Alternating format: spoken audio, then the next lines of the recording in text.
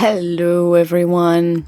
It's been another month again, and I watched a lot of movies again, just not as much as last time. I watched 25 in total, most of them dramas. I felt like November is a month for crying, I guess. And I noticed that I tend to rate dramas high. So I had to deal with a lot of high ratings, and then I watched some horror here and there to kind of balance it out. So most of my horrors will be mentioned later in the flop category, or movies that I wouldn't watch again. So settle in, cozy up, I already did, grab your favorite drink, and let's get started. The first movie that I'm gonna talk about briefly is All of Us Strangers.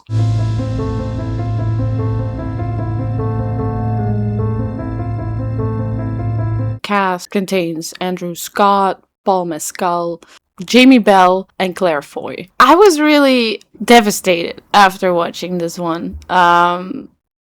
I think this is also when I decided that dramas was gonna be my theme this month. It was so pretty, but also so sad. The amazing cast really brought it to life and gave it some flesh. It was breathtaking in every good and bad way. So yeah, the premise, kind of, without saying too much, is Adam lives alone, and so does Harry, in this strange apartment building in London, where not many people seem to be actively living outside of the two of them. Adam is also on this journey of writing a book about his past, and his parents that are not with him anymore. So he keeps revisiting his past and mainly the location of his house where he grew up. After some random fire alarm that was a false alarm, again, apparently, Harry knocks on Adam's door and is clearly looking for company and some connection, really. But Adam is kind of in a difficult headspace, so he rejects Harry. But then he keeps thinking of him. I swear to God, you are not ready for how it plays out. But it is heartbreakingly beautiful. Bring some tissues if you're gonna watch this. And if you have, I'm sure you can agree with me. This big old gay drama really goes for the jugular. So be prepared. You were just a boy. But now you're not. You look totally different, but it's still you. And I thought you'd be hairier. Like your dad. Okay. I'm drinking some, spicy apple orange tea today. Let me know what your preferred drink is these days. For me, it's tea in general, again. Second one on the list is this year's Frankenstein.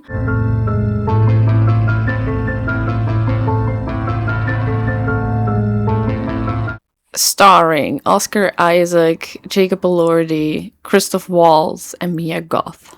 I was not prepared to be this emotional, but I'm so glad that I was, because I remember being just this sad when I first read Frankenstein and thought about the whole situation in depth. Yeah, it's always been heartbreaking in a way, in a lot of ways. And this movie perfectly showed all of that. Guillermo really outdid himself with some emotional punches here and there that really had me choking up. I'm sure I don't really have to explain the premise of this. I mean, I hope I don't. If you don't know, watch a movie, read a book. But if this is your first Frankenstein movie, though I would be surprised if it is, then you are one of the lucky ones. Go watch it right now. Yeah, that ending. I can't think about it too much and not choke up. A man, is it? Yes, my fiance's brother. Lust. Hatred. Hatred. Hatred. The man is appalling. Grotesque. Harsh words. Up next, number 3, we have Perfect Days.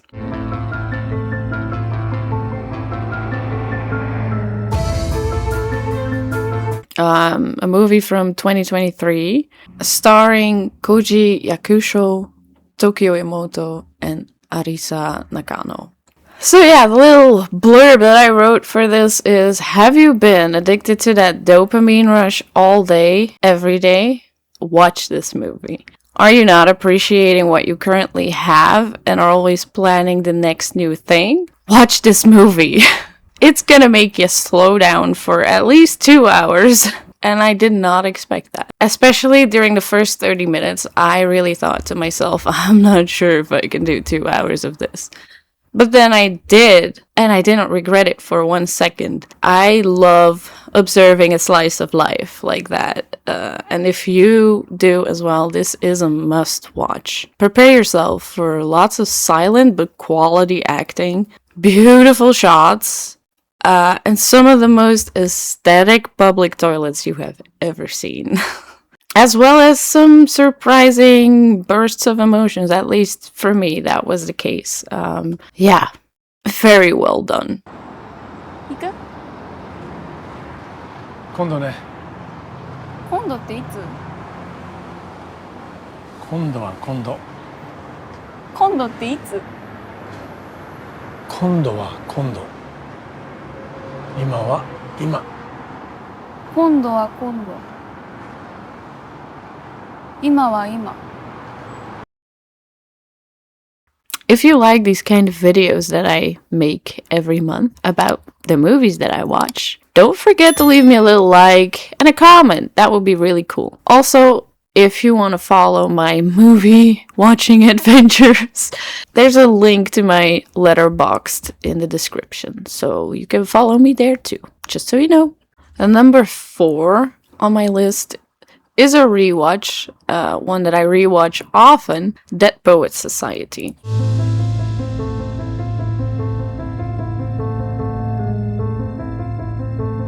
Starring Robin Williams, Robert Sean Leonard, Ethan Hawke, Josh Charles. So yeah, I need to rewatch this one every couple years, and I think this time was the biggest stretch in between. And it really made a difference when it came to experiencing the emotions all over again. And there's a lot of them, like high highs and low lows.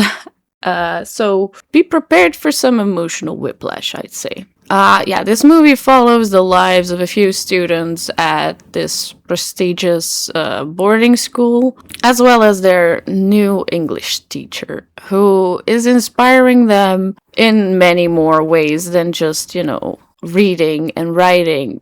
He inspires them to be a little more rebellious. Carpe every DM.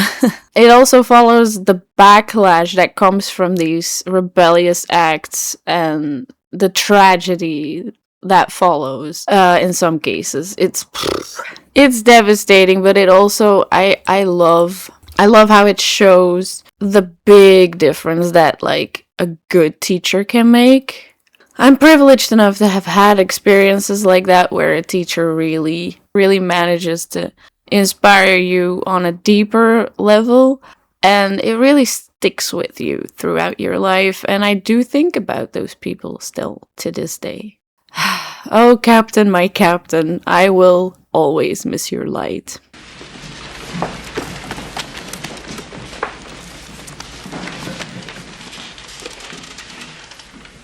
We don't read and write poetry because it's cute. We read and write poetry because we are members of the human race, and the human race is filled with passion, poetry, beauty, romance, love. These are what we stay alive for. That the powerful play goes on and you may contribute a verse. What will your verse be? Then last, but certainly not least, in this kind of arbitrary ranking anyways, because most of them are 5 stars, so... Number 5, we have Springsteen, Deliver Me From Nowhere.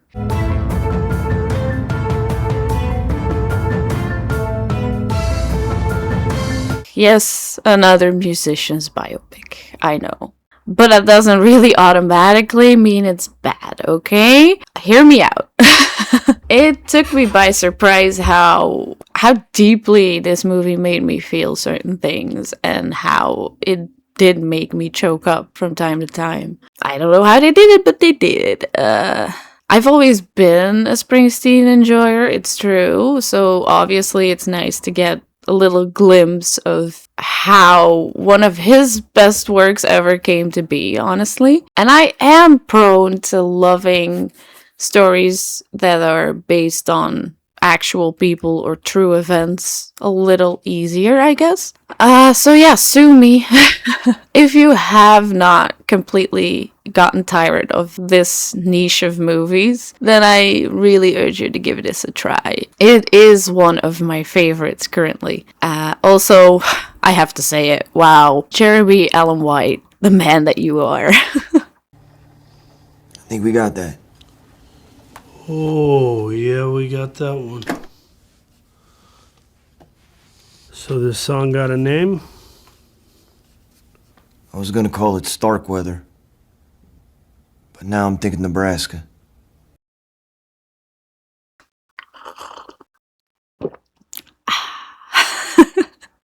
You like the ASMR?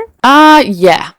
Now it's on to the honorable mentions because, like I said, I watched so many movies that made me feel so many things, and that automatically means that I think they're good. I'm gonna start with One Life. Again, based on true events, real people. It got me. It got me good. Up next in the honorable mentions, we have A Dog's Way Home. Now I know this is a kind of cliche, doesn't really totally make sense kind of movie, but I don't know. I got a soft spot for animals getting in like dangerous situations or people not treating them right or, pets bonding to their owner so deeply. Yeah, and this had all of that, and obviously I was crying a lot. So yeah, this had to be mentioned at least. Then The Fundamentals of Caring, that was a rewatch for me as well. Yeah, I love a Paul Rudd movie, especially one where he is kind of like this father figure, but also like sensitive but still funny. Oh, that combo just also just the whole story is just really heartwarming. Speaking of heartwarming, this documentary, Crip Camp: A Disability Revolution, really hit that heartwarming spot for me many times.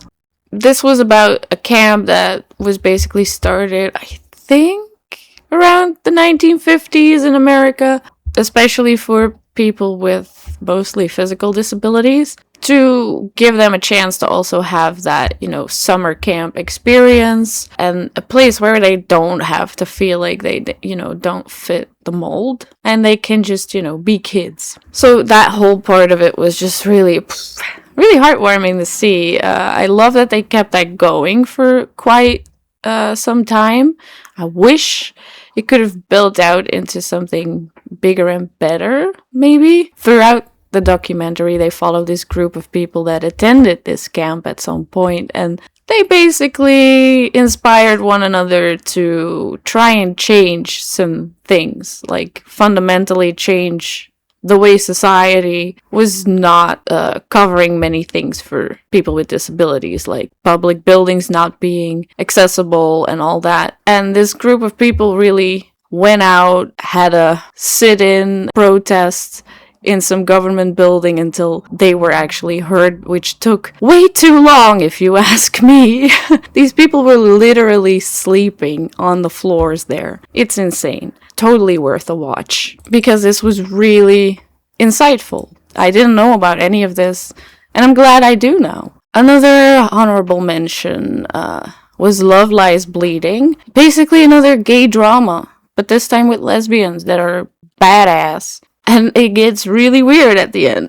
I did not see that coming, but it really entertained me. And even though at that ending I was kind of like, huh? What the helly? I still thoroughly enjoyed this. Next up is Men. This one took the cake for weirdness this month. I still don't know how I feel about it. I just know that I was so uncomfortable, especially during that whole body horror sequence near the end. I was about to check out just for that. But then I stuck around and I don't know, it left me with a feeling of, okay, that was something, that was cool. And I love Jessie Buckley, I mean. Then, also last but not least, The Best of Enemies.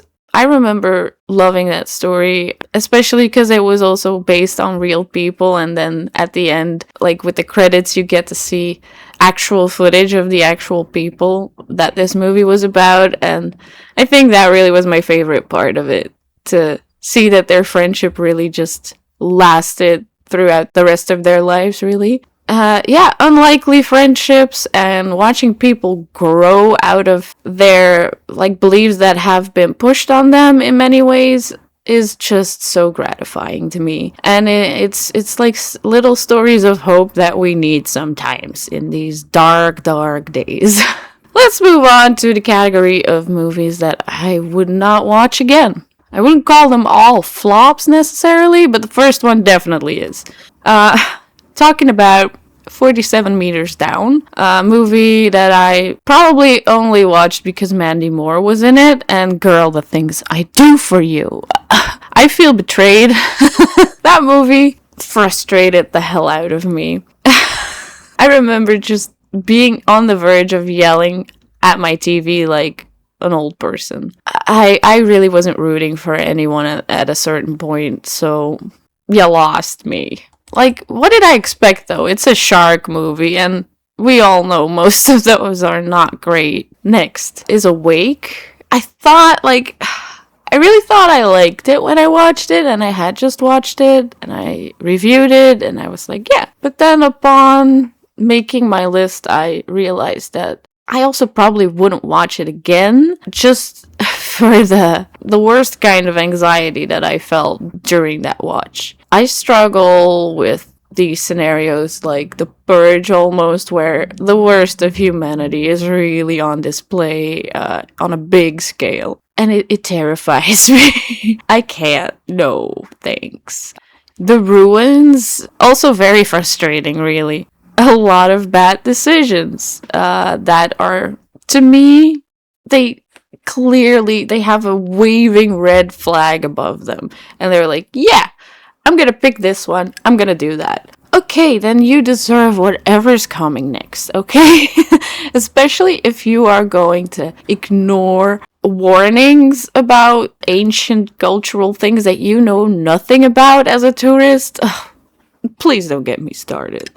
I thought it was cool though that the evil, or the enemy in this movie was not what you expect it to be. That was really cool, and I love that. The next one, Arctic Void, I actually kind of loved because it is set in Svalbard, and I've been kind of obsessed with content from over there lately. And the fact that this movie plays out there in some familiar locations to me by now was pretty cool. And the eerie nature of it and the inexplicable nature of what is happening in this movie really got to me and made me watch all the way to the end, because I was dying to know what the hell was going on. But yeah, I'm sorry. I cannot really think of a more disappointing ending than this one.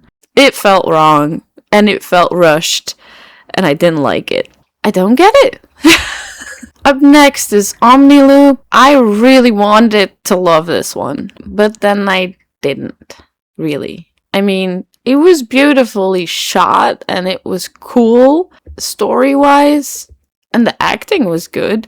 There was something that I missed, I guess. So that's too bad. Then the last one on this list is Books of Blood, which I put on there simply because I don't remember anything. I I looked at it on my list yesterday and I was just trying to come up with a basic premise or something that happened that I thought was cool. Nothing. So that was another monthly movie watch recap video, I guess. Okay. Thank you for sitting through another one of my top 5 videos. Let me know in the comments what movie made you totally cry your eyes out like a little kid. I want to know so I can watch them too and cry like a little baby because I love it. Okay, have a great day and the rest of your week. Dela?